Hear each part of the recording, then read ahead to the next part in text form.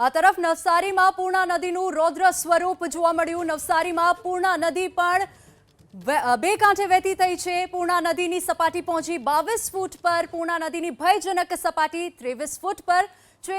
તો અત્યારે જે પૂર્ણા નદીની સપાટી 22 ફૂટ પર પહોંચી છે। નવસારી કલેક્ટરે લોકોને સાવચેત રહેવા અપીલ કરી છે। એક તરફ કાવેરી નદી બે કાંઠે વહેતી થઈ અને ઓવરફ્લો થઈ છે, તો બીજી તરફ પૂર્ણા નદીનું પણ રૌદ્ર સ્વરૂપ જોવા મળી રહ્યું છે। નવસારીમાં ધોધમાર વરસાદ બાદ નદીઓમાં ઘોડાપૂરની સ્થિતિ સર્જાઈ।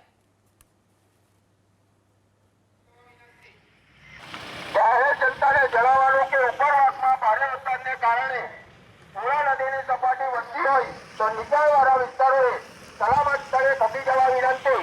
ઉપરવાસમાં ભારે વરસાદને કારણે પૂર્ણા નદીની સપાટી વધતી હોય તો નીચાણવાળા વિસ્તારોએ સલામત સ્થળે ખસી જવા વિનંતી। ઉપરવાસમાં ભારે વરસાદને કારણે પૂર્ણા નદીની સપાટી વધતી હોય તો નીચાણવાળા વિસ્તારોએ સલામત સ્થળે ખસી જવા વિનંતી।